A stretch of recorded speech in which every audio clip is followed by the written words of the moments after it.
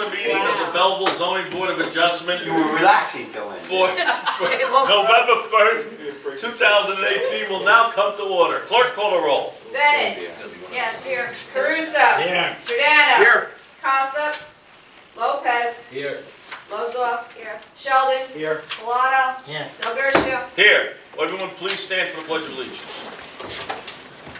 I pledge allegiance to the flag of the United States of America, to the republic for which it stands, one nation, under God, indivisible, with liberty and justice for all. No knees. You know, we watching the Jet game. Madam Secretary, has notice of this meeting been given in accordance with the Sunshine Law? Certification of the meeting has been advertised according to the Sunshine Law.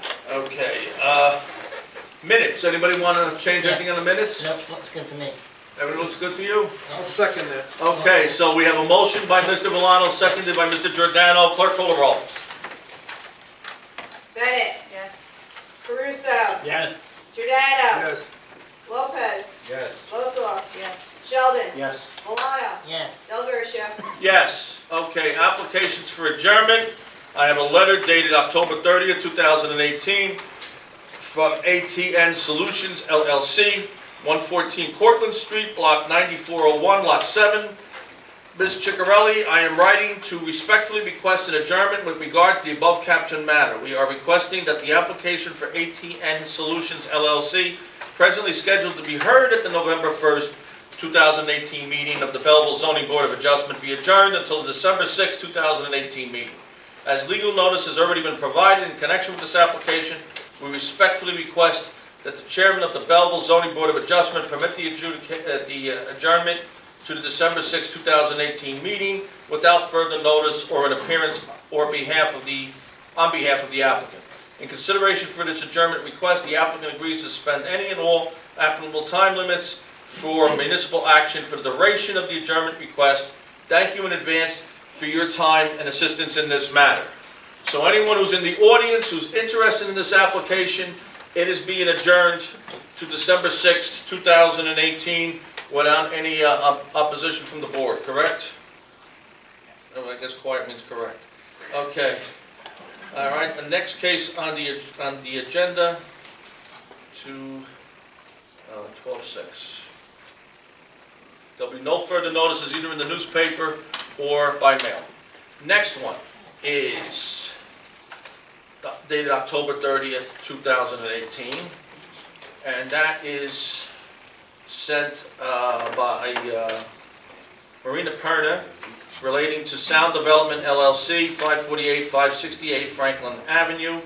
By way of this correspondence, I'm requesting an adjournment to the above matter, which is currently scheduled for the zoning board for November 1st, 2018. I respectfully ask that the case be carried to the next hearing in December. I hereby waive any and all notice requirements by Marina Perna. Anyway, the previous one was by Michael J. Palomari. All right. So anybody who was here for 568 Franklin Avenue, the second case on our agenda, that is also being adjourned to December 6, 2018. So how many adjournments did they get? Um, Because it's like the fourth or fifth, right? Well, this one is because they're acquiring some property to add to the Yeah, application. no, so was last one. And the one before that. Well, Yeah, pretty good. it's a slow motion It is? situation, yes. Since when? Well, because it has to go out for bid, and it's open to the adjacent What has to go owners. on for bid? They have to bid, the adjacent owners have to bid for it. It's Well, open that's to gotta all go out to adjacent bid owners. by law. Am I right? Right. So But at some point, so I can bid on it, right? But they wanted to bifurcate the application though. yeah, but at some point, it's gonna be a different application. And they're gonna have, if they get that property, they're gonna have to send notices out Yeah, they're gonna again. have to, Right, so, Yeah, she knows that, they know that, but they wanted to bifurcate, they wanted to do the use first and the site plan afterwards. Now, next case on the agenda, 452 Washington Avenue Associates, I believe Mr. Gassione. Gassione has something to say about this, that we may waive this little letter that was sent. Mr. Piramali had sent a letter requesting an adjournment. However, since that date of the letter, our client has indicated that they would like to withdraw without prejudice this application. Any objection? I think Mr. Valano will be very happy. Yeah, I mean, Okay. Now, the third case on the agenda, 450, 452. So, Mr. Chairman, that's withdrawn without prejudice. Do we need any vote on Yes, that, do we need a vote on counsel? this, Mr.? Why don't we do it just to be? Okay, safe? vote on withdrawn without prejudice. So, Do I have a motion? well, let's. State which it is. State the application number and the address. I'll- What? Thank you, David. KCB 2017-24, 450, 452 Washington Avenue, 450, 452 Washington Avenue, LP. The case is withdrawn without prejudice. That means they can reapply, Right. Make a motion. same relief, Right. without being Well, prejudiced just anymore. to be right, the part about the owner, the owner is 450-52, they don't have the 4 again in it. Yeah. Okay, just so it's clarified. Okay, motion made by Mr. Caruso, seconded by Mr. I thought you were gonna second it. No, I thought you were. All right, Giordano second it. We're really gonna fight over this. Okay, clerk call the roll. Bennett? Yes. Caruso? Yes. Giordano? Yes. Lopez? Yes. Ozo? Yes. Sheldon? Yes. Milano? Yes. Del Garcia? Yes. Okay, next one on the agenda. Again, I'd like to add something to that one if I could. The next one? Yes, the Rutgers Street one. Okay, we might as well hear from you first All before. right, so my associate again has sent in a letter requesting an adjournment. I understand that that case has been on the calendar for a long time. I have spoken, or my associate has spoken with the professionals. They've represented to us that we will have all the plans in shortly so that we should be able to proceed at the next regularly scheduled meeting of the board. So I'm asking for that adjournment to be granted just for that period of time. And of course, that letter sets forth very clearly, we waive the time constraints until the next meeting. Then do you want me to read the letter? If you think it's necessary. Well, but- just to be on the safe side. However, I'm gonna tell you something right now. This has been going on since February. I And I understand. think we already had this conversation. If they're not ready by December, I'm gonna make a motion to dismiss the case for lack of prosecution. I forewarned my client that that might occur because of the time period that's taken place. He got on his professionals. They promised we would have everything very shortly. Well, make So I sure they can get say- it here early enough so Mr. Harretts can review it. I do not want to put Mr. Hurts under pressure during the holiday season. Please don't do that. We won't get our gifts.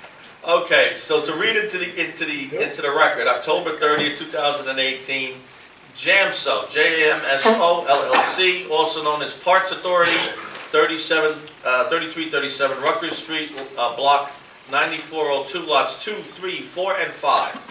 I am dear Ms. Ciccarelli, I am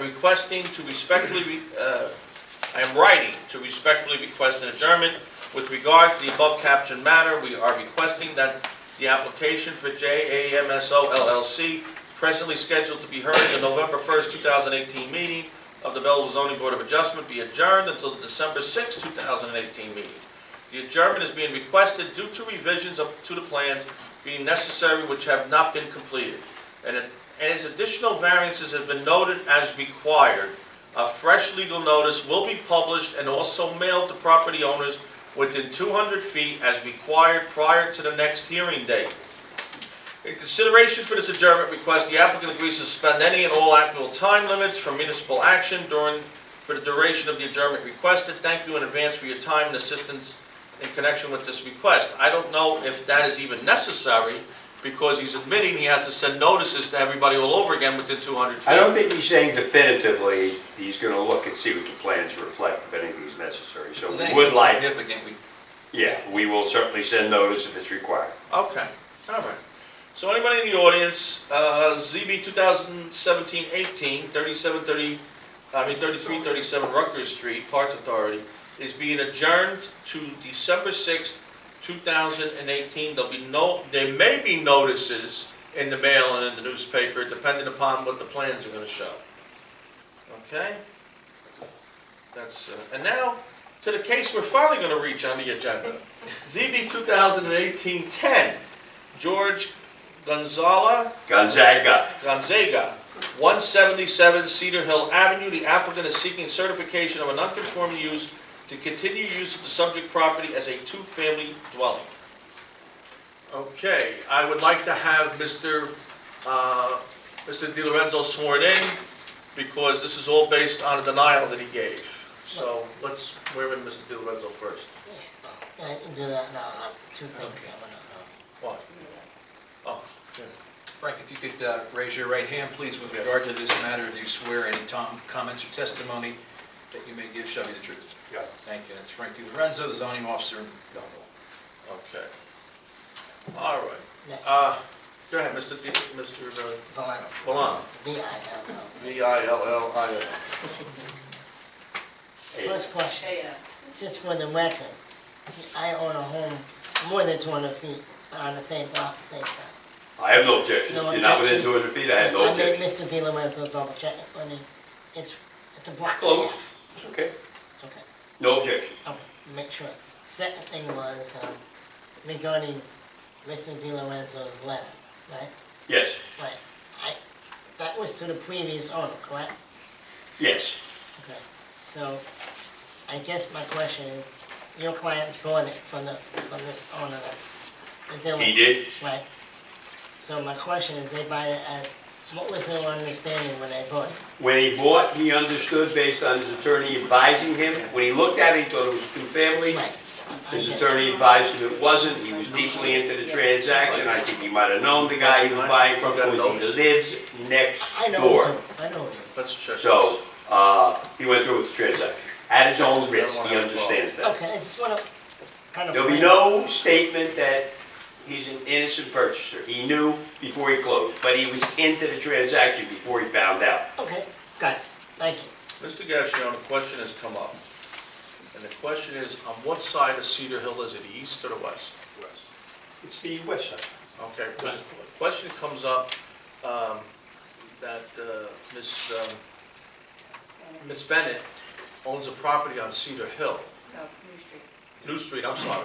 New Street between homes, I believe it is. I'm like And right Geraldo. behind, yeah. I don't Get a think that notice? would be 200, I don't think that would be within That's- 200 feet, if If that's you didn't get the a, question. I didn't get a notice either. Yeah. Do you And I own just it, did own it or it, rent it? just to let them know. Owner. She's an owner. If she didn't get noticed. Then there should be Yeah, but okay. just, let's think about it, the next street. She's on the east side. Yeah, I know where it is, so I. She's on the east side, so maybe it is 200 feet, Oh, yeah. It's past the 200. Gotta be, you got Because the the lots street, are 100 feet deep, and you got the and street. they got the got two the two streets. streets. Yes, You got the okay, street. yes, we just want to make sure, because we don't have a problem later on. That's why we'll let you know. Right, okay, then she can participate. Okay, you may start your case. Chairman Del Garcia, members of the board. Council's name is Robert Gassion, the firm is Gassion Flacco, 524 Union Avenue in Belleville. I represent the applicant in this matter, George Gonzaga. My client is the owner of 177 Cedar Hill Avenue. My client is seeking certification as a non-conforming two-family pursuant to Belleville Ordinance 23-14.1 and New Jersey Statutes 4055D-68. The property is located in an RA1 single-family zone. The structure at 177 Cedar Hill has been used as a two-family since at least 1948 without any intent to abandon or interruption of the use except now by my client who was trying to fix up the property. The two-family use was permitted in the zone until 1955. I don't think I have to go over that with most of the members. Everybody understands that. Subsequent to thereto, the 55 ordinance prohibited twos at this Cedar Hill location. Included with the application are the pertinent sections of the 1937 Belleville Ordinance. Also submitted is the letter that Mr. Valano referred to of October 13, 2017, setting forth the tax history and the permit history, which shows 5 different permits, none of which would prove it was a two-family. Finally, the tax records provided by Mr. Esposito's office have been submitted. All of those tax records reflect a two-family use. I'd like to call Mr. Gonzaga. For the record, I just wanted to state that the notice and publication are in order. Yes. Mr. Gonzaga? Could you raise your right hand, please? Could you state your name and spell your last name, please? Jorge Gonzaga. Could you spell your last name? Yeah, Jorge Gonzaga. And do you swear that the testimony you're about to give shall be the truth? Yes. Thank you. Mr. Gonzaga, what is your home address? 173 Cedar Hill Avenue. Are you also now the owner of 177 Cedar Hill Ave? Yes, I am. And for how long have you owned 177 Cedar Hill Ave? 73. Last 3 months. And how, strike that, does this property right next door to where you live, Yes. and has it been used as a two-family as far as you know? Yeah, for the time I live in 173 was rent. And based on your investigation with neighbors, has it always been used as a two-family? Was rented forever. And it was used as a two-family when you bought it? Yes. And when But did you purchase? asked- When did you purchase? Again, I might have missed that. About approximately 3 months ago. 3 months ago. 3 months Okay. ago. And did you ask that it be delivered vacant so that you could improve the condition of the property? Yeah, that was one of my conditions, was empty the house. And based on your review and my review of the tax records, do the tax records reflect that it's always been used as a two-family?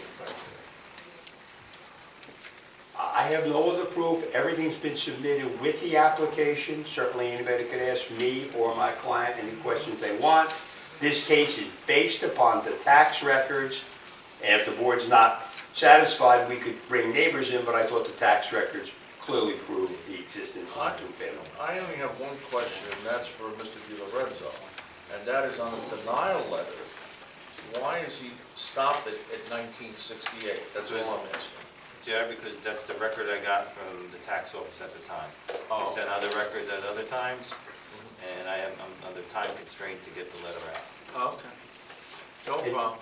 Because you have a supplemental I letter. sent you all the records. Yes, I saw the supplemental letter. That's why I was only asking that question. When I saw Mr. Di Lorenzo's letter, my associate, I'm sure, wrote to Mr. Esposito. I asked Mr. Esposito to get complete records, and he did. I personally spoke to him about it. Yes. Any questions by members of the board? Just, how long you live at 173? About 2 years, Okay. yes. In November 2016. Anybody else have any questions of the board? Yeah, I have a question. Go ahead, Mr. Caruso.